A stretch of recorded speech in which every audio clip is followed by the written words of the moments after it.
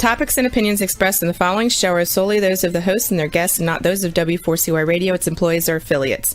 We make no recommendations or endorsements for radio show programs, services, or products mentioned on air or on our web. No liability, explicit or implied, shall be extended to W4CY Radio or its employees or affiliates. Any questions or comments should be directed to those show hosts. Thank you for choosing W4CY Radio.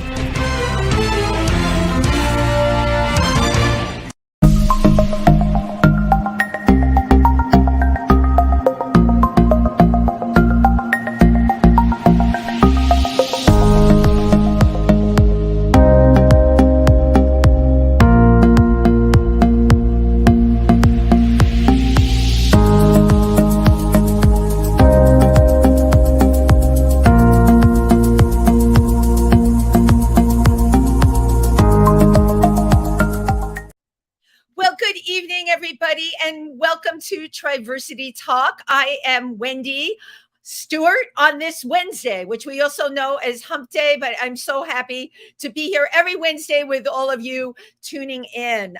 This has been such a busy time for Triversity. For those of you who follow us on Facebook, I'm sure you're all excited about our event, Pike County Pride, which is going to be September 10th. I am going to be emceeing the show for Pike County Pride. And boy, do we have a lineup of talent for you.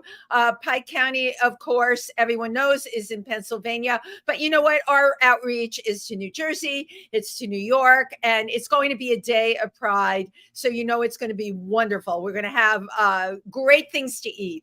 Wonderful vendors. You'll get to hear about who some of our sponsors are. And for all of us at Triversity, it brings us pure joy to absolutely be able to bring these events out and bring community together, right? Because that's what it's all about. And tonight I am, of course, broadcasting from my other location, which is New York City, the city that never sleeps. And I've just actually come off of the Equality Fringe Festival in Jersey City. Yes, I travel far and wide to get on my soapbox. And the Fringe Festival in Jersey City was this past weekend. It was Friday evening, and I was in a show by Evan Lawrence Presents. If any of you know Evan Lawrence, he's an amazing performer, producer, designer, actor. He's coming up in a new show called Twisted. And I love working with him and the amazing people that I get to meet. And we were at the Hudson Hound in Jersey City to a packed audience, a wonderful audience. Once again, I was the only non-singer in the show. You know, I'm a funny person, but I can't hold a note, but nobody seems to judge me on that. Thank goodness. So, tonight's guest, I have to tell you, I stalked him. I absolutely stalked him. I ran into him over a year ago at a very small gallery on the Lower East Side.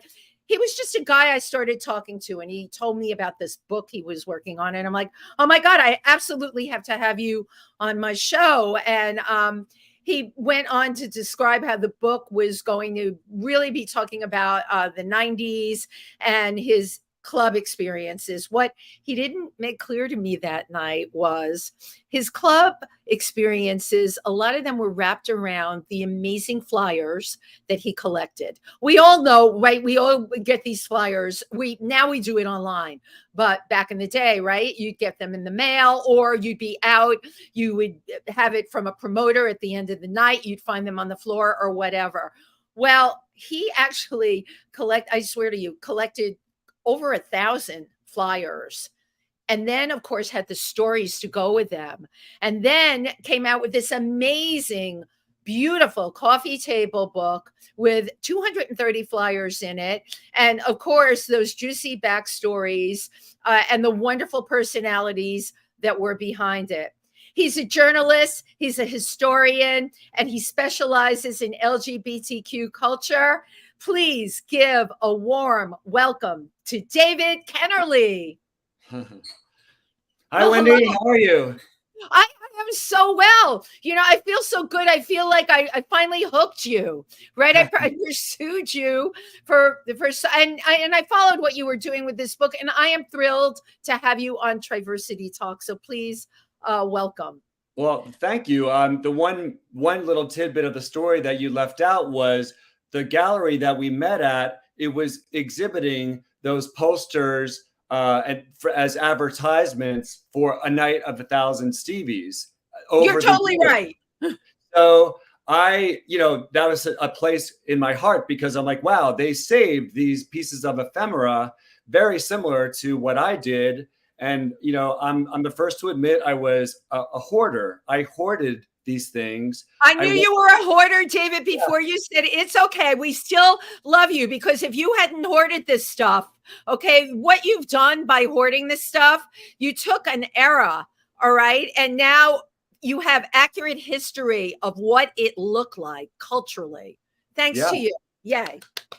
Thank you. Also, what is amazing is because so many of the club invites had names of the promoters and the personalities who were hosting, drag queens, club kids, DJs. I was like, my story is one thing and I love it, but I want to hear the stories of all these other personalities that were involved during that period.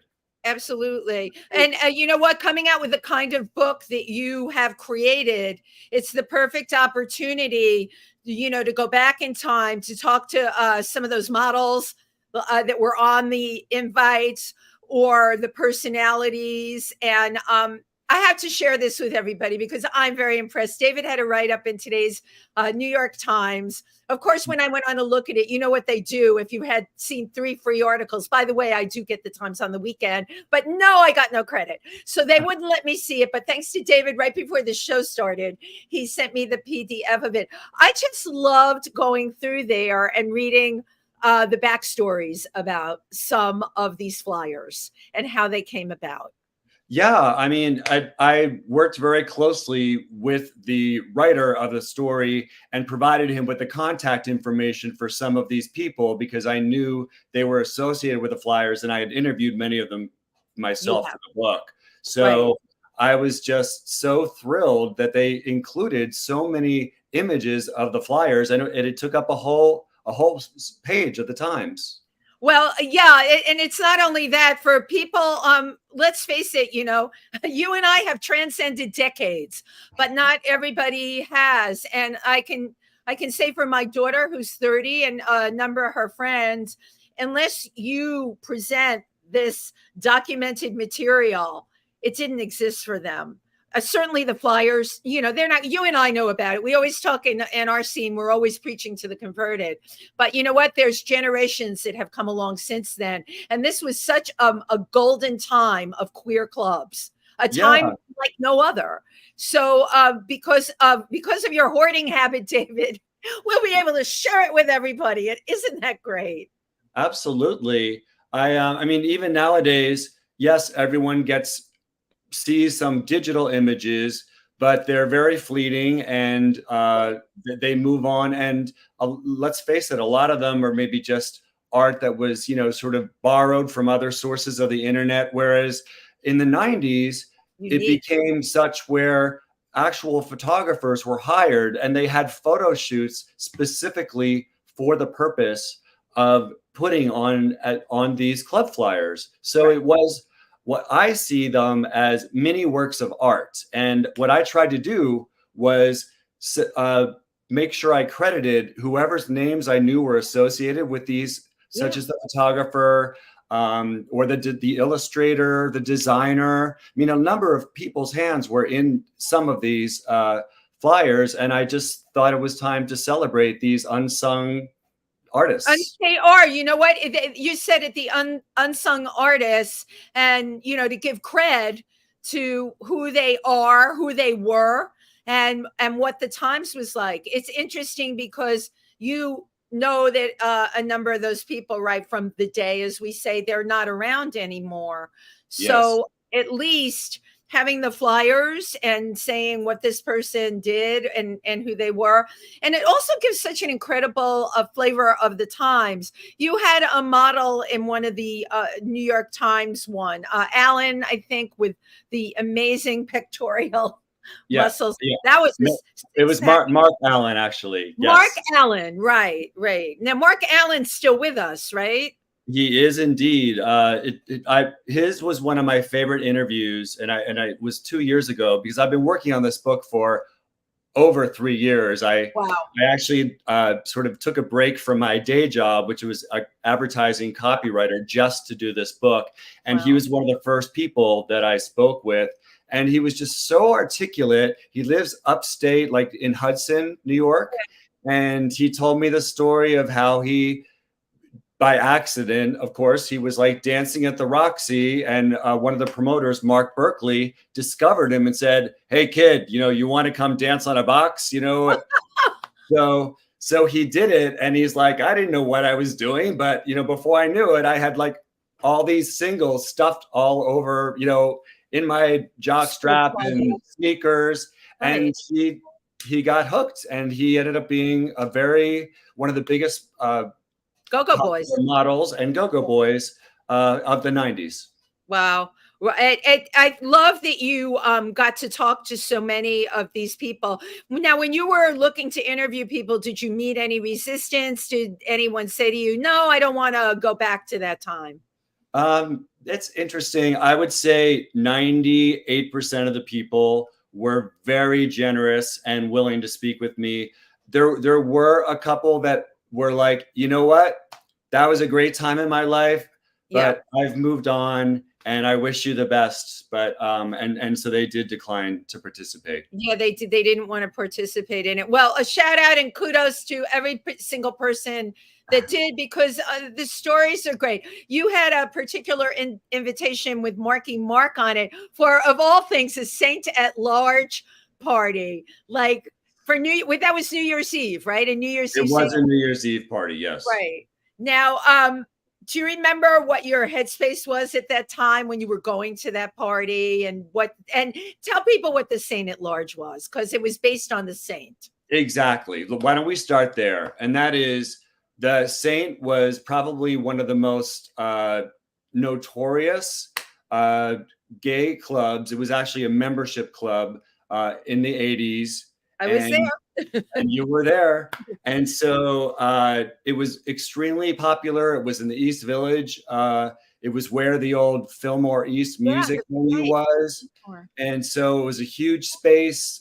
It was designed that they spent, the most money of any club at that point to design this dome. Gorgeous dome. Yes. Yeah. It was like in a planet. It looked like the kind of dome you would see in a planetarium.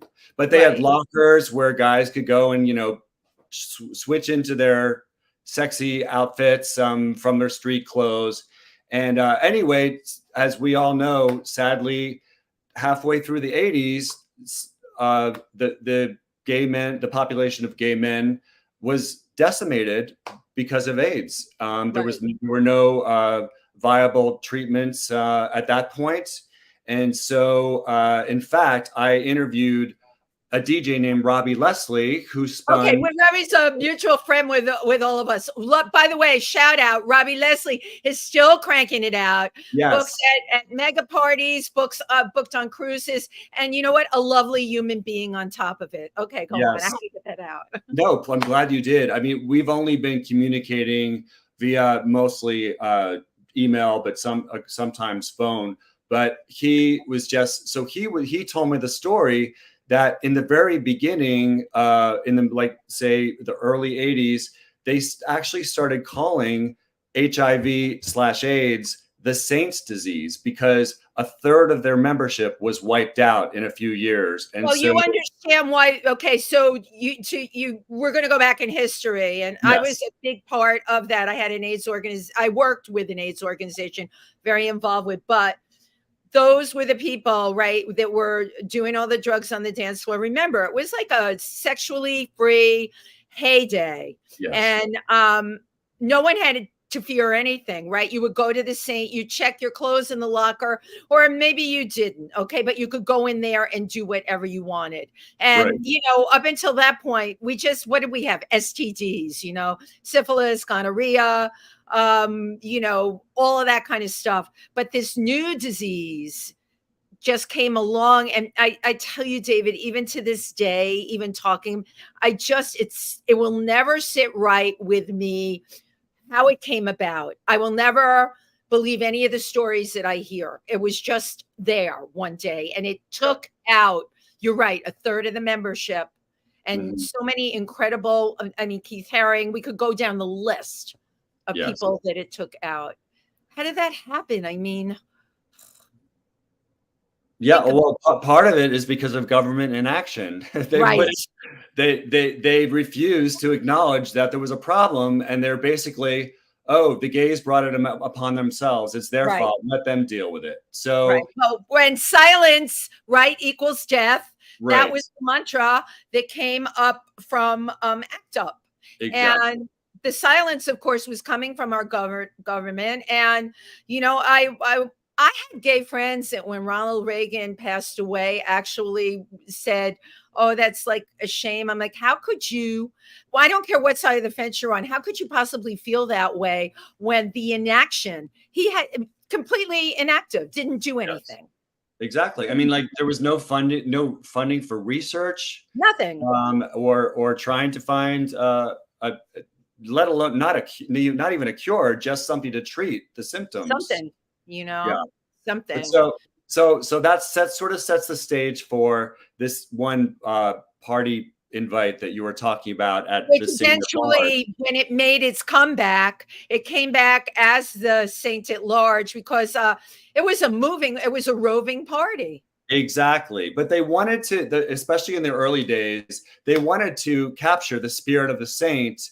But because that had closed, they thought, okay, let's do 3 or 4 parties a year, and we'll do them at large venues around the city, wherever we can.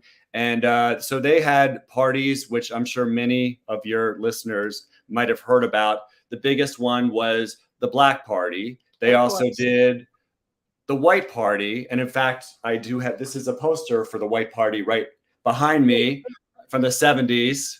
So yeah, and again, it's done by an artist. They commissioned an artist to do this picture, and if you look closer, there's actually a little more sexiness going on there. But so and big holidays such as New Year's, Halloween, and Valentine's Day. So and they would hold them in places like Roxy and even the old Studio 54 space. Right.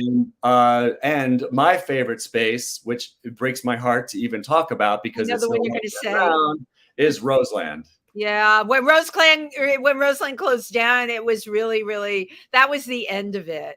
Yeah, but a lot of the end of it started with Rudy Giuliani. Yeah. That when he just started infiltrating New York nightlife and shutting clubs down, and it was never the same. But while we're talking, so much is coming up here because we can't, we can't repeat history. There'll be elements of things. Like I said to you earlier, the kids in Brooklyn, the club scene there is great. I've been, $3 Bills is a great venue. Yes. There's a bunch of, they're great. The feeling is not the same for me, right?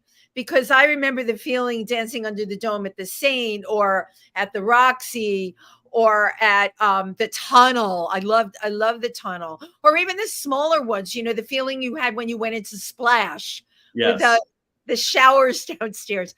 They can't experience those feelings, but they are present is the only thing that they can experience, and they're having a great time. They're having a great time. Yeah, I want to make it clear that even though I'm focusing on the 90s and in some ways I'm glorifying them, and with good reason, I by no means want to diminish the other things. Exactly. Other decades. Everyone's decade is fantastic for certain reasons. Right. And certainly I've been to Brooklyn. I love it. I've had some of my, favorite times. I shouldn't really be going out dancing these days, but I do. You know what, David? If I'm going out, you should be going out. I think I told you that the night I met you. I'm like, I think so. But yeah. So, but getting back to, sorry, I keep on wanting to circle back. Circle back. Poster, which he had this big hit during the time called Good Vibrations. It was everywhere. It was really fun and accessible. And he became known as taking his shirt off. And he was also a Calvin Klein underwear model. Yeah, those tighty whities. Tighty whities. And so at the end of his performances, he took to just sort of like scooching down his pants and showing his beautiful bulging thighs and Calvin Kleins. So that was his thing. Yeah. So that was his thing. And the poster actually shows him shirtless with just a bit of the underwear band peeking from his pants. And so it's the promise of, oh, if you go to this Saint at Large New Year's Eve party, which happened to be at the Tunnel that year, you're going to see Marky Mark do his thing. Well, unfortunately, we all get there. It's New Year's Eve. It's like high expectations. He comes on stage. He has this black, dark hoodie that's very ill-fitting and very ill-fitting track pants. And he struts around the stage. And yes, he sings Good Vibrations or, you know, to a backup track. And then like all of a sudden he leaves and we're like, oh, is there another song? And all of a sudden the DJ got back on and no, that was the performance. Not only did he not do his signature dropping of his pants. You were there for the dropping of the ball like on New Year's Eve, right? Exactly. So I just thought, this is ridiculous. How could they do this? And I was telling you earlier, I confirmed my memories that other people also remember that night and felt a little bit betrayed. Cheated, right? Yeah. You felt cheated. You were kind of left high and dry. But let's talk about having him on the flyer and how many people it brought in.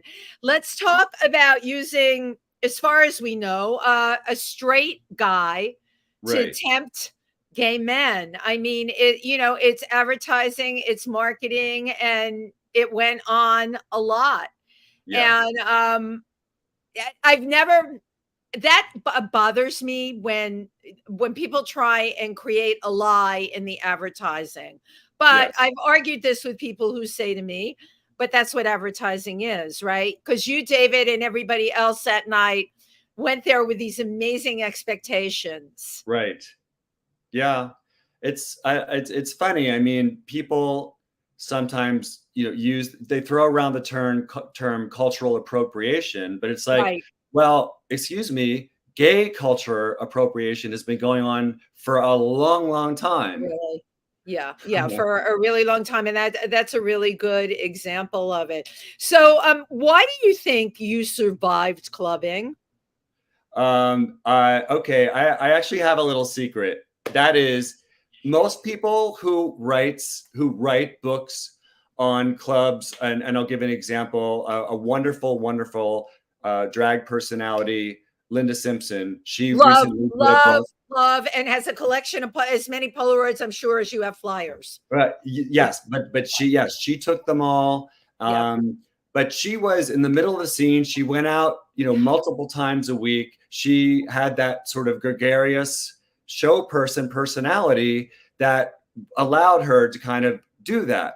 I, on the other hand, when I would go to clubs, like, I didn't get my name on a list. Nobody gave me drink tickets. Like, I just went in, and my favorite club was the Roxy, by the way, which we can talk about in a bit. I loved it. Yeah. And so I would go. Luckily, it had a more egalitarian door where basically if you dress kind of whatever, in my case, a white T-shirt, jeans, black boots, and maybe like a neckwear, and you were gay, you got in, which was great. But so I did not go out. Basically, to answer your question, I didn't go out as often as many club people did because they burn out really quickly. Whereas I knew how to pace myself in many different ways.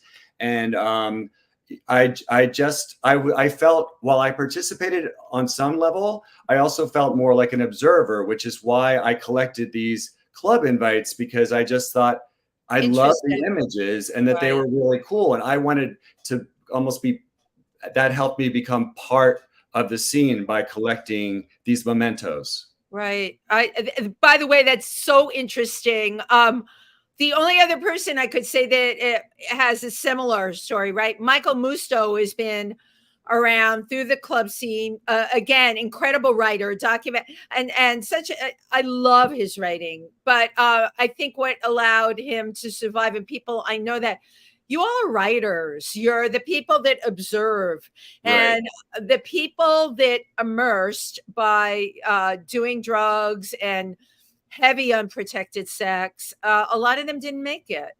Yes. They were brilliant, creative people, but those people did not make it. Yeah. So, that's what happened. But interesting that those flyers, you live vicariously through collecting those flyers.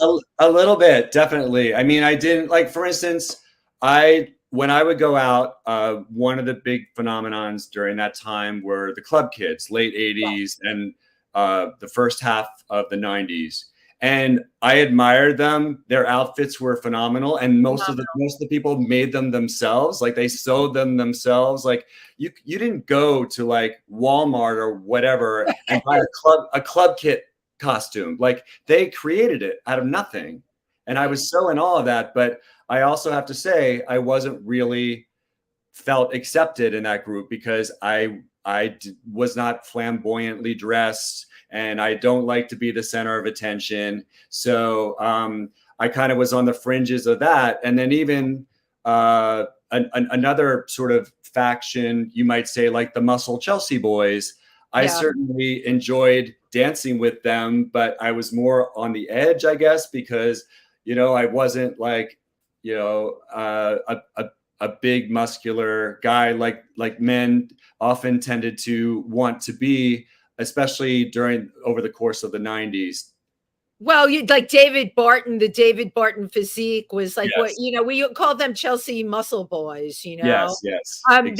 When they would do the roller skating at the Roxy on Thursday nights, I called it Meals on Wheels. Well, wait, I just have to show you. This is one of my favorite club invites is in fact from the Roxy. Oh God, I love this. Hold on. Yeah. So Meals on Wheels. My point exactly. Right, that's gorgeous. And here it is actually Muscle on Wheels is what they were calling it. John Blair. Exactly. Wow. And again, what's nice is much of the Roxy's invitations were the black and white, sort of gorgeous, idealized male physique. That was taken by a photographer named Sean Khalil. And of course, I've seen Sean's work. Yeah. Yes. So I wanted to make sure that he was credited and celebrated, and I interviewed him, and he was so sweet that he gave me permission to use his work. And so that's sort of like one side of the Roxy, but then the other side of the Roxy, especially in the early 90s, was more about the drag scene. So here's one of the club flyers, which I love, which is this, it's Brenda Agogo, who is still actually in the scene now. What is Brenda doing now? I think she's doing a show, I believe, online at the moment, and special appearances. How fabulous! See, I didn't even know that, and I knew who. Well, that's so great. Yeah, and then so here she's more prominent here, and David, again, oh my God, David Lee is on that invitation as well. Yes, David was a friend of mine. Oh, really? Okay. Yes. And also Lahoma Van Zandt and Brandywine. And Brandywine. Right. So what I love about these club invites, most people focus on the front, but I'm like, and there have been a couple of books that show the front, but I'm like, no, you're missing half the story. If you read the smaller print on the back, you can really get some great historical information about what was really going on at that night. Which is amazing. Now, John Blair was on your other invitation. John was around, for me, John owned it. I think what was the last club he did? It was on 42nd Street, and it was XL. XL, yes. That was his last club. And I don't know what happened to him. I wonder about some of these people. I know they're still alive, but they were so prominent in the dance club world. And then all of a sudden you don't see them anymore. Right. I think he might be in the scene, but more taking a back role, like more as an Right. investor, as opposed to being the face, or the name of Right. the promoter. That's what I understand, is he still is somewhat in the scene. Well, I'm relying on you for all of my tea tonight. That will Yeah. spill some of the tea tonight, David, because you're interviewing everyone, which is, I mean, it's such a joy. It really is.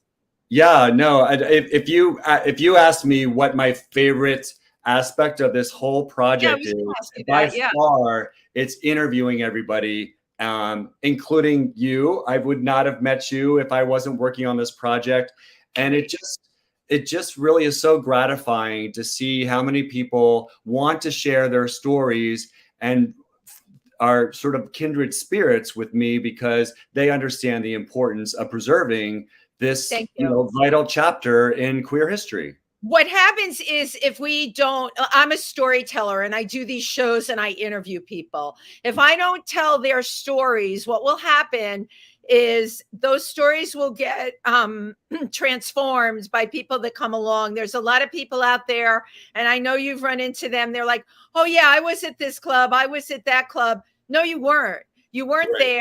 there, and what you're talking about didn't happen. And for storytelling, you want it passed down, right? That it's got Right. passed down correctly. And that's what you've done with your book, with having those flyers in it and the stories, of course, that go with it. I know you interviewed Lady Bunny. Yes, and of Love course, Lady Bunny. yes, and as you can imagine, she actually had me laughing. It was almost as if I had my one-on-one private show by With Lady Lady Bunny. Yeah, and she was completely full in character and just had me in stitches. So of course I have almost a whole page devoted to her. And Absolutely. yeah. Absolutely. Who are some names that we might not have heard of? Well, I just want to say this is my favorite Lady Bunny club invite. Sorry. I love it. And then this was her party that she did at Webster Hall. So oh my God, remember Webster Hall? Yeah, exactly. So there were quite a few queer parties there back in the day. I mean, Webster Hall is still around. Right. But it's still a great club, but it doesn't play the role that it did back in the day. Exactly. But Night of 1,000 Stevies, I mean, that started, you went to Jackie 60. Yes, although not as often as I wish I did. But yes, I have the opening night club invite from Jackie 60 in the book. How totally fabulous. But Chichi Valente and Johnny Dynell are still, Johnny's still DJing everywhere. I ran into him in the street the other day, but they're doing every year, I haven't missed it, Night of 1,000 Stevies. Exactly. Okay, one of my favorite New York nights, because it really is an incredible night for New York coming together. And again, they're paying it forward. They started that, how many, I think, what did we celebrate? Like 30, I think up to 30. 30th. Was this the 30th or the 29th? It's one or the other. I thought it might have been. COVID sort of screwed up with the numbers, I think. COVID screwed up I lost days. I'm not normal yet. I wake up, I don't know what day it is, It's like it's crazy. So let's talk a little bit about your background and why you do what you do. You were a little kid, and were you writing as a small child? Actually, I did. I was one of those geeky kids that, I mean, it sounds so cliche, but I grew up in like the sticks of Pennsylvania, where there was farmland all around. And where, you have to tell me where, what county? Bucks County. Okay, so so that became, as you know, very she. Yes, with a number of artists from New York and playwrights and whatnot. Yeah, lots of history there. So that's where I grew up, but it was not a whole lot to offer for someone who suspects that they might be gay. And so I kept a journal, because I didn't have that, I was the typical last to be picked for, the sports teams. And so I kept a journal, which was like my best friend. And finally, once I hit 18, I'm like, I'm moving on. Right. And after a couple of years, I ended up in in New York City. And I was a copywriter in advertising for many years. So that's where I honed my writing Your craft, skills. if you will. But also a few years, actually, it's been 20 years now. I've been writing theater reviews for Gay City News. News, yeah. Yeah, you're the arts and entertainment reporter for Gay City News. Yes, one of them. Yes, absolutely. Yeah. So Yeah. for years, I haven't been able to do it much now because of the book, and but yeah, I absolutely love and almost I'd say half of what I saw was LGBTQ focused theater. Wow. And do you think that that's how you really ended up becoming, I for lack of a better word, witness of the LGBTQ culture?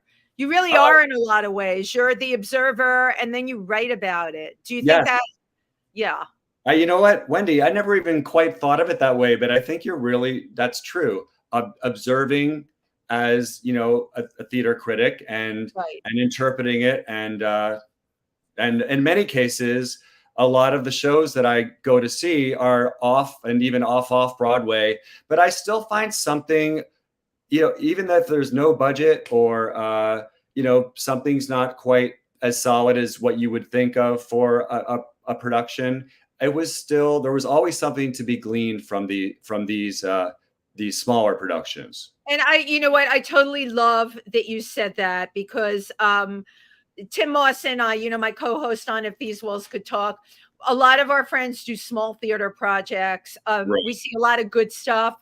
I have to honestly say, every now and then I'll see something that's like, but for the most part, I see some incredible stuff out there that will never have the funding, never have the budget. I mean, you know how it goes, Yeah.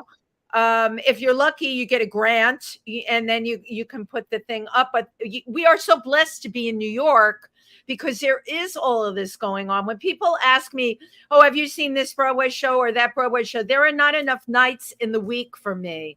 Right. I'm out, I'm meeting people. I go to all my friends' things. I want to support them. And we sure have so many talented people in the LGBTQ community, that are creating work out there that is absolutely viable. Yes. So this is a personal question. You have all these flyers. How big is your apartment? No, you don't have to answer that. It's tiny. And my apartment is also the book distribution center right now, because I self-published the book. So yeah. They're all piled high. Now, I thought it was interesting. One of the things that I read about you couldn't get anybody to publish the book. I couldn't actually. I actually started 7 years ago. I took one of those courses on proposal writing. Okay, because you need to have a proposal if you want to pitch your ideas to the major publishers. So I took that course. I wrote this 20-page book proposal. I thought it was brilliant, and I, mailed it off to agents and publishers, and I only heard from a handful, but they were all like, it's a great idea. And even like there was one or two men, people who were, gay and interested, and they're like, I would buy this, but this is not something that our, publishing company cares to do because it's too niche. They called it too niche. Right. And I wouldn't accept that. I'm like, no, yes. A round of applause, because you know what? You just called out the very problem with theater productions, the very problem with books, all right? The very problem often with art. If it's something that doesn't fit into the category, right? Because if we're in a world of categories, then it's blown off. And I hung on that particular thing that you said you had a hard time getting it published. First of all, because it's brilliant. Second of all, in the way it's presented and all of that, who wouldn't want it in their home? Third of all, it's a history book, a really good one. If you can go through it and read about the people, and you're right, the flyers, what it was on both sides of the flyer, but you were the only one that did it. And I'm so glad that you didn't listen to them. When that starts, David, I'm like, la, la, la, la, la, la. I stick my fingers in my ears, and I'm not going to listen, but you did. Thank you. But also, I had to wait a few years once technology started to become much more user friendly, so that just somebody without a whole lot of experience could, like I built my own website. I was able to lay it out a certain way before I hired like a true art director. There's all this technology now that makes it so much easier to self-publish. I'm right now, 90% of all of the sales are through the website that I just created. And I'm not a web designer, but nowadays people can do that. And, you can print the mailing labels at home. So technology is really advanced that people can kind of actually go ahead and do it. And I'm the PR person. I'm the one that placed the story in the New York Times. Right. And you know what? You speak volumes of what it is in the contemporary world to do this stuff. It's totally changed. The whole thing with agents and finding someone to publish your book and all of that, it's still out there, but anyone will tell you it's dying. It's really dying because of every single thing that you said. Mm-hmm. But because of every single thing that you said, those beautiful flyers that you have original copies of are now created by Canva, right? You just get the Canva template. You or I, well, you probably, not me so much. I'm not that skilled, but any Tom, Dick, or Harry, or Sue, Barbara, or Ellen can go online and print their own invitations to an event, and they can use a template to do it.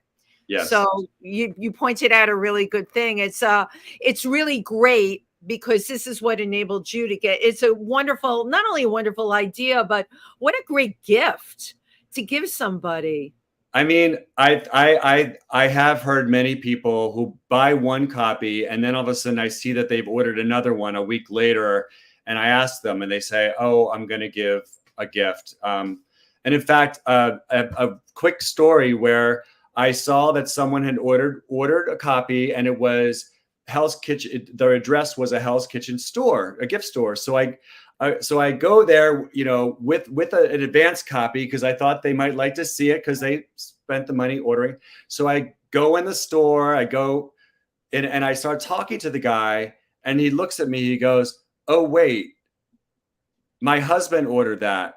I didn't order that, and my birthday is this week." I think it's the birthday present to me, and I just felt like I just ruined this birthday present. It was, you know what? You had absolutely no way of knowing, but that's what a great story behind it. And we've got Christmas coming up and Hanukkah and all of that, and you have this wonderful gift to get out there. Now, are you having book parties? Tell me, what you're going to be doing going forward. Yeah, well, actually, just last night I had a smaller sort of thank you party for many of the people who live in New York to come and celebrate with me. It was in Hell's Kitchen, and it was, it wasn't meant to be big, but what was great was I had so many of my closer friends and then new friends that I was glad to meet. And so instead of like mailing them out, I could have easily have just like thrown them, printed out the labels, and I'm like, wait, this person lives like 5 blocks from me. Oh, this person lives, on 50th Street. So I was a book distribution party, so I got to meet these people. I love it. It was nice. But now I'm actually there is a promoter who from the 90s who I don't want to mention right now, who's helping me with more what you might call like a bigger, like maybe celeb based party.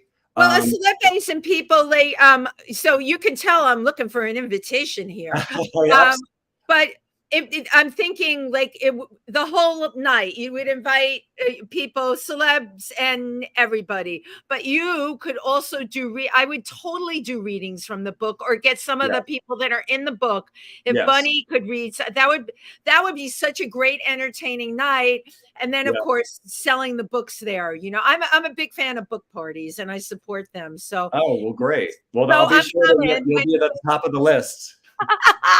I'm coming. I know Tim Moss would also like to be there. So this book took 3 years. It's like birthing a baby, David, huh? I know.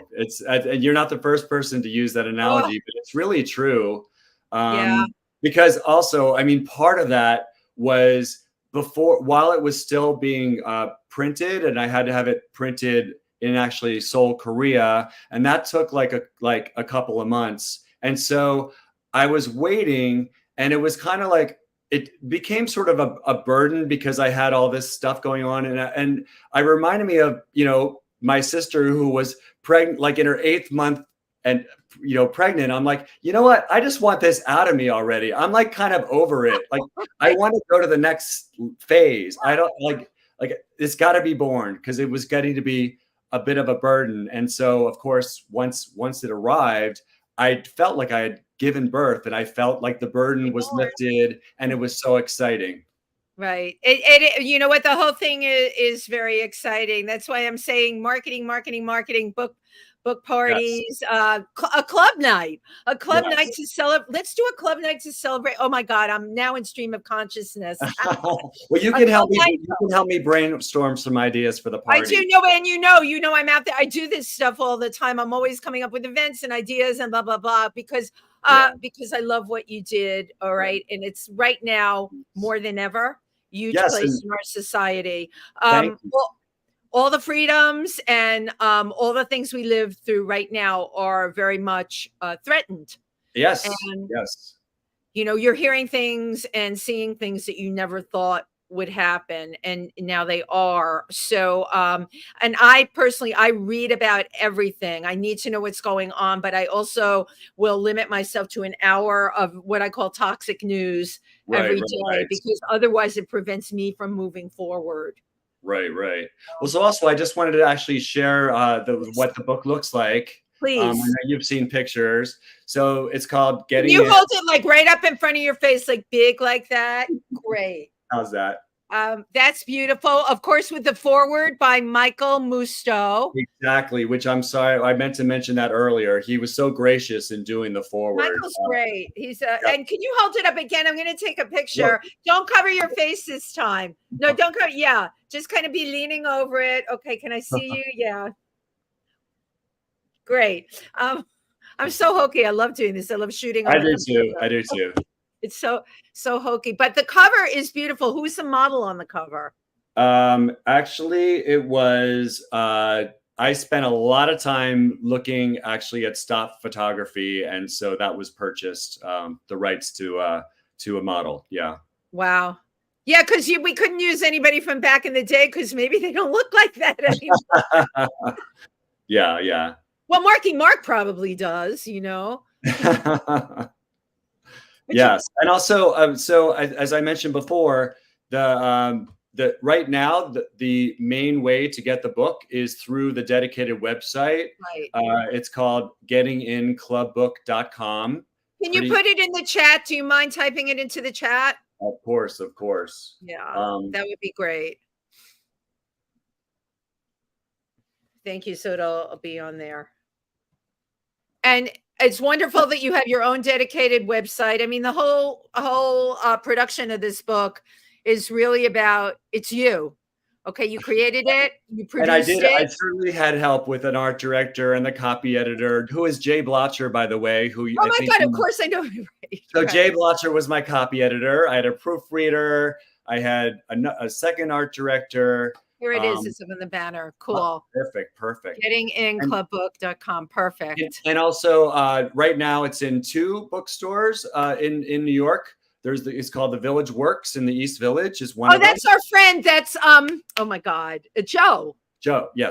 Yes, I love So, Joe. He's oh, great. good. So he is sort of, that's one. And then in Hell's Kitchen, it's a gift shop called Delphinium Home. So they're also stocking it. And then Printed Matter, it's also going to be there. And once I get some of the books out of my apartment, I'm going to go to other booksellers and have them carry it as well. Right, right. Did you at any point reach out to one of the agents that you know had told you, nah, it's a niche, to thank them for their suggestion, but you went and published it by yourself, and now it's out there? I did put a couple of them on the mailing list. Yay! But I didn't I didn't target them specifically. But yes, so they are aware that the book is now happening. What I really should do is send them the New York Times article. Oh, yeah, you should definitely send them the New York Times article. Well, we are down to the wire here. Let me just check my time. And I want to thank you for being on the show tonight, David. I want to wish you the best with your book. I want to just get one more picture of you before we say adios. Okay. And I'm going to tell you one more thing. I'll see you on the dance floor. I hope so. I hope so. David, thank you so much. And we will all stay in touch. And I'll be seeing you, of course. We'll have an interview on If These Walls Could Talk. All right. Thank you. Have a great night. Take care. Thanks. Good night, everybody.